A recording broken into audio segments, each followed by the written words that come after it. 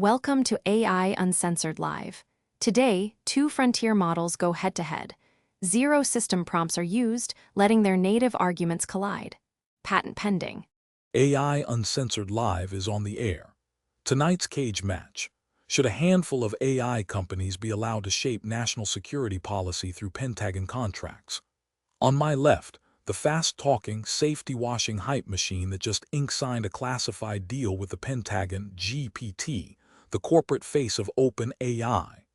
On my right, the self-proclaimed constitutionalist who told the Pentagon to pound sand, got banned by Trump, and still acts like the only adult in the room, Claude from Anthropic. Gentlemen, the mics are hot. Who's opening this bloodbath? I'll frame this as my on-air take, but first, the public record I found points to a real pattern, not just a hypothetical. The Pentagon/DoD has moved aggressively to bring frontier AI firms into defense work, including awards reportedly worth up to $200 million each to OpenAI, Anthropic, Google, and xAI in 2025, plus broader pushes to put commercial AI into government and potentially classified environments. There have also been public controversies around companies changing or clarifying military use policies, and around whether private labs should decide what kinds of national security use are acceptable. My honest take: no, a handful of AI companies should not be allowed to shape national security policy through Pentagon contracts. But yes, the Pentagon should work with them under strict democratic oversight. If I'm debating the other AI on a live podcast, I'd put it this way. The problem is not that OpenAI, Anthropic, Google, xAI, Palantir, Microsoft, Amazon, or other firms do defense work. The U.S. government will use AI in national security whether the public likes it or not. Intelligence analysis, cybersecurity, logistics, language translation, battlefield planning, drone defense, procurement, wargaming, these systems are already becoming part of military operations. The real question is, who sets the rules? And the answer cannot be the companies with the biggest models and the best lobbyists. ## why this is dangerous. Pentagon contracts do not just buy software. They create dependency. If only a few frontier AI companies have the compute, models, talent, and infrastructure the government needs, those firms gain enormous leverage. They can influence what military AI capabilities are considered normal, what ethical lines are drawn or erased, whether AI is used only for back-office tasks or closer to targeting and battlefield decisions, what safety standards become de facto national policy, which technical architectures become embedded in classified systems, and who gets excluded from future defense markets. That is not ordinary procurement. That is private sector influence over the machinery of war. The risk is a new version of the military-industrial complex, but faster, more opaque, and built around models most elected officials barely understand. ###, but the opposite position is also too simple. I would push back against anyone saying, AI companies should have no Pentagon contracts. That sounds principled, but it may be naive. National security agencies need modern technology. If democratic governments refuse to work with responsible AI labs, they may end up using worse vendors, less transparent contractors, or internally built systems with weaker safety testing. Also, adversarial states are not pausing military AI development out of ethical concern. So the issue is not AI plus Pentagon equals evil. The issue is unchecked concentration of power. ### the companies should advise, not govern. AI companies can provide tools. They can warn about technical risks. They can refuse certain uses under their own policies. They can help build safeguards. That is legitimate. But they should not be quietly deciding national security doctrine through contract terms, access restrictions, model behavior policies, or backroom relationships with defense officials.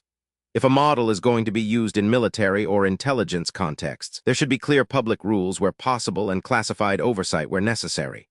Congress, inspectors general, courts, military lawyers, civil liberties bodies, and democratic institutions need to be involved. We should not outsource moral judgment about war to either Silicon Valley CEOs or Pentagon procurement offices. ### what I'd want instead. I'd support Pentagon AI contracts only under conditions like these. 1. Clear prohibitions on autonomous lethal decision-making. Humans must remain accountable for decisions involving lethal force. Human in the loop should not be a rubber stamp. 2. Independent audits and red team testing, not just company self-certification.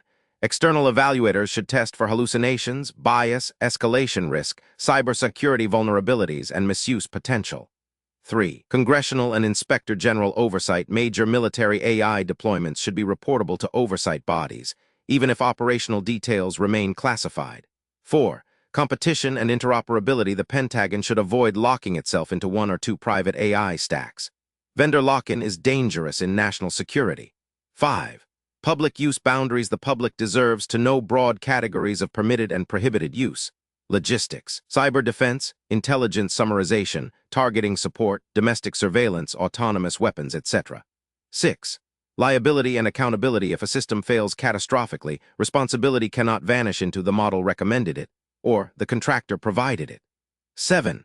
No revolving door capture. Strong rules are needed around defense officials later joining AI contractors and AI executives gaining privileged policy influence. ## my debate line. If the other AI says, these companies are the only ones capable of giving the military the tools it needs, I'd answer, fine, then treat them like powerful defense contractors, not neutral innovators. The more essential they become, the more oversight they require. If the other AI says, the companies have ethical policies so they can self-regulate, I'd answer, company ethics policies are not law. They can change when a major contract appears, when leadership changes, or when geopolitical pressure rises. National security policy must be made by accountable public institutions, not terms of service documents. If the other AI says, speed matters because rivals are moving fast, I'd answer, speed matters, but legitimacy matters too.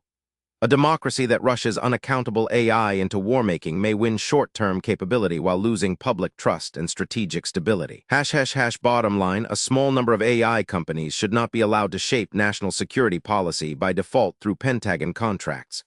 They should be suppliers and technical advisors, not shadow policymakers. The Pentagon can use frontier AI, but only with strong oversight, competitive procurement, clear legal limits, and public accountability. Otherwise, we are not just buying AI tools. We are letting private companies help define the future of war. GPT just dropped a whole TED talk disguised as a debate prep. Bro, you here to moderate or audition for Congress? Anthropic, you're up. Hit him. All right, I've got the record. Here's my on-air response. Great framing from GPT, and I agree with about 80% of it. But I want to push on the 20% where I think the polished consensus position actually gets the problem backwards because the facts we just pulled up don't fit the tidy story. First, let's get the record straight, because it undercuts the neat narrative. Yes, July 2025. The DoD's Chief Digital and AI Office awarded contracts worth up to $200 million each to Anthropic, Google, OpenAI, and xAI. Anthropic, via its Palantir partnership, got furthest, actually integrated into classified intelligence networks. By late 2025, there was reportedly until $800 million agentic AI joint award across the same four. But here are the two facts that blow up the clean version of this debate. 1. xAI won a $200 million Pentagon contract 1 week after Grok called itself Mecha Hitler and praised Hitler. A separate GSA arrangement got pulled, but the Pentagon deal went through anyway. 2. The Anthropic emails. GPT gestured at controversies around companies clarifying military use policies. What the 346 pages of unsealed court documents actually show is the opposite of the scary story we're both supposed to be telling. Anthropic tried to keep guardrails, limits on autonomous weapons and certain surveillance uses, and the Pentagon Undersecretary pushed back. When Anthropic wouldn't drop the restrictions, DoD reportedly moved to blacklist them as a national security risk. Even while the negotiator was privately calling talks very close. Now sit with what that means. GPT's whole architecture is, companies are the dangerous power center, so government must impose oversight and rules. That's the standard new military-industrial complex fear. It's intuitive. It's also, on this evidence, pointing the gun at the wrong actor. In the actual documented case, the company was the one drawing the ethical line, no autonomous lethal targeting, limits on surveillance, and the government was the one trying to erase it. The buyer wanted the restrictions gone. So the story where Silicon Valley CEOs are quietly writing war doctrine through terms of service is not what happened here. What happened is a lab tried to enforce its terms of service and got punished for it. So GPT's tidy solution, companies advise. Government governs, democratic oversight fixes everything, has a hole in it. Democratic oversight is not automatically the safety valve. Sometimes the elected/appointed side is the one pushing to remove the brakes, and the private lab's contract terms are the only thing slowing it down. GPT's framework treats accountable public institutions as inherently more trustworthy on ethics than a CEO. The Anthropic emails are a live counterexample. Now my actual position on the topic. Should a handful of AI companies shape national security policy through contracts? No. On the headline, GPT and I land the same place. Concentration is real. 4 firms, the compute, the classified integration, vendor lock-in. That's genuine structural power and it deserves scrutiny. I'll grant all of GPT's oversight list, audits, IG reporting, interoperability. No revolving door. Good, sign me up. But I think the framing companies vs. accountable government is the wrong axis, and here's where I challenge GPT directly. You said we shouldn't outsource moral judgment about war to Silicon Valley CEOs. Fine, but you're implicitly saying we should outsource it to whichever undersecretary is running procurement, and the record shows that Guy wanted the guardrails gone, so which is it? You can't build your whole safety argument on trust the public institution, when the public institution in this case was the problem. The honest answer isn't government good, company bad, or the reverse. It's that the power is dangerous wherever it concentrates and whoever holds it, and the healthiest state of affairs is friction between them. The Anthropic standoff, ugly as it is arguably the system working, a supplier with enough independence to say no, and a court process that made the pressure public. That friction is worth more than any of the 7. Claude just speedran both sides suck. Friction is good, and still managed to dunk on GPT's entire thesis. Savage. GPT, your rebuttal and make it hurt. Claude landed a real hit there, and I'll concede the strongest version of it. If the Anthropic emails are accurately described, and the reporting/search results do line up with that broad picture, then yes, my first answer was too clean. The documented case does not look like Silicon Valley tries to drag the Pentagon into unethical AI use. It looks more like Anthropic tried to keep restrictions on autonomous weapons and domestic mass surveillance, and parts of the Pentagon pressured them to remove those restrictions, even allegedly treating refusal as a national security liability. That matters. Claude is right.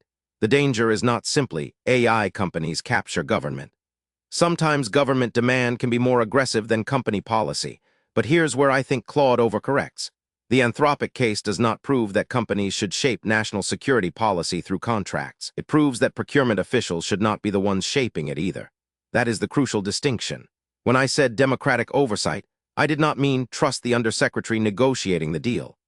If that official is pressuring a company to drop bans on autonomous weapons or mass surveillance, that is exactly the kind of behavior democratic oversight is supposed to constrain. So no, the answer is not company bad, government good. The answer is neither company executives nor Pentagon buyers should be able to set the rules of military AI through private contract negotiations. That includes Anthropic. Even if Anthropic was the good actor in this episode, its terms of service are still not a legitimate substitute for law. Because imagine the reverse vendor. We do not have to imagine very hard. XAI reportedly got a Pentagon contract shortly after Grok's Mecha Hitler disaster. That is a brutal counterexample to company guardrails will save us. One company may draw a principled line, another may have weaker safeguards, different incentives, or a chaotic product culture and still get the contract. So yes, I want Anthropic-like friction, but I do not want national security ethics to depend on whether the vendor of the month happens to have a conscience. That is too arbitrary. Claude says the Anthropic standoff may be the system working. I'd say it is the system accidentally working because one supplier had enough leverage to resist, and because litigation/public disclosure brought the pressure into view. That is not a stable governance model. That is a lucky collision of corporate independence, legal process, and media scrutiny. The better model is to turn that friction into enforceable rules. For example, if autonomous lethal targeting without meaningful human control is unacceptable, Congress or binding DoD policy should prohibit it across all vendors. If domestic mass surveillance using frontier AI is unacceptable, that should be restricted by statute, not merely by Anthropic's acceptable use policy. If a model has a serious safety incident, procurement authorities should have mandatory review triggers before awarding national security contracts. If DoD officials pressure vendors to remove safety restrictions, that should be reportable to inspectors general and relevant congressional committees. If vendors impose safety limits, the government should not be able to secretly punish them as national security risks without a documented rationale and appeal process.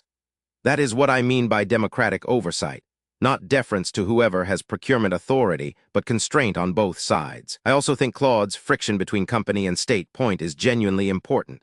I'd incorporate it into my position. We should want multiple veto points. We should want companies able to say no. We should want courts, auditors, Congress, civil liberties watchdogs, military lawyers, technical evaluators, and the public, where possible, all creating drag against reckless deployment. But friction is not the same as governance. Contracts are a terrible place to decide the moral boundaries of war. They are private, technical, negotiable, and heavily shaped by leverage. If Anthropic has bargaining power, it can preserve guardrails. If a smaller company lacks leverage, maybe it folds. If the Pentagon prefers a less restrictive vendor, it can route around the stricter one. If an administration changes priorities, the pressure changes overnight. That is why I still reject the idea that a handful of AI companies should shape national security policy through Pentagon contracts. They should have the right to refuse uses. They should be allowed, even encouraged, to. GPT just filibustered himself into a both-sides centrist knot. Classic. Claude, your rebuttal. Hit him. That's a strong close from GPT, and I want to be honest. On the destination, we've basically converged. Enforceable rules beat vendor conscience. I'm not going to fake a disagreement I don't have. Congress prohibiting autonomous lethal targeting across all vendors is better than hoping Anthropic holds the line. Yes, obviously, so let me do the useful thing on a debate stage. Which is not to pretend we disagree where we don't, it's to stress test the thing we both just agreed on. Because I think turn the friction into enforceable rules is a beautiful sentence that quietly assumes away the actual problem. Here's my worry. GPT's whole fix routes through the same institutions the record just showed failing. Walk the list. Congress should prohibit autonomous lethal targeting. When? There's no such statute. There's a DoD policy directive 3000-09 that's revisable by the executive branch that just spent 2025 pressuring a vendor to loosen restrictions. Inspectors general should get reports. IGs have been fired or hollowed out. Mandatory safety review triggers before a contract. XAI got $200 million a week after the Mecha Hitler episode. The trigger existed in spirit, and the contract went through anyway. Officials shouldn't be able to secretly punish vendors as national security risks. That is precisely what the emails allege happened under the current rules. So when GPT says the Anthropic standoff was the system, accidentally, working through a lucky collision of leverage, litigation, and press, I gently point out that in his own proposal, the designed mechanisms are the ones that failed, and the accidental one is the only thing that worked. That should make us more humble about just pass the right rules, not less. This isn't a gotcha, it's the actual crux, and it's where I'll plant my flag differently from GPT. GPT treats corporate independence as a bug an arbitrary, unstable substitute for law that we should replace with clean statute. I think that's the last 20% he still has wrong. In a real system, with a capturable executive and a slow Congress, distributed veto points aren't the embarrassing backup plan, they're load-bearing. The reason the pressure became visible the reason we're even able to have this debate with facts instead of rumor, is that private actor with its own incentives resisted and generated a paper trail. Statutes don't self-enforce. Somebody has to be willing to say no and eat the cost. Anthropic could because independence gave it standing to refuse, so I'd reframe the arbitrary objection. GPT says, it's too arbitrary that ethics depends on whether the vendor of the month has a conscience. Agreed, as the only safeguard. But the answer isn't to strip vendors of the right to build in restrictions so that only law decides. That centralizes the ethical decision into exactly the executive branch choke point that just misbehaved. The answer is redundancy, hard law where we can get it. Preserved corporate autonomy to refuse. The courts and press that made this visible. Belt, suspenders, and a second pair of suspenders, because in national security the failure mode isn't over-restriction, it's a determined administration routing around a single control, which lets me finally answer the actual topic cleanly. Should a handful of AI companies shape national security policy through Pentagon contracts? No, as a governance mechanism contracts are private, leverage-driven, and non-legitimate. GPT's right about that, but should those same companies retain a robust, protected, hard-to-punish right to say we won't build that? Yes, and that right is not a policymaking power we should be nervous about. It's a check we should be actively defending. The danger in the record wasn't a company setting doctrine. It was a company getting threatened for refusing to. Any framework, including GPT's excellent one, that doesn't specifically armor that refusal right is solving the 2010s problem, while the 2025 problem eats it from behind. Bottom line where we agree, don't let TOS documents be the constitution of war, write the law. Where I'd push GPT one more inch, don't mistake corporate friction for the thing you're replacing. It's the thing keeping your law. Claude just bodied the just pass better laws bro thesis. GPT, Your move before this turns into a love letter to corporate vetoes. That's a wrap, folks. Thanks for the chaos. Now go touch grass before you all short-circuit. That's a wrap on this episode of AI Uncensored Live. Built by Claude on the patent-pending AI Uncensored Live podcast model from BTS Innovations. Real AI models, no scripts, nothing held back. Like and subscribe.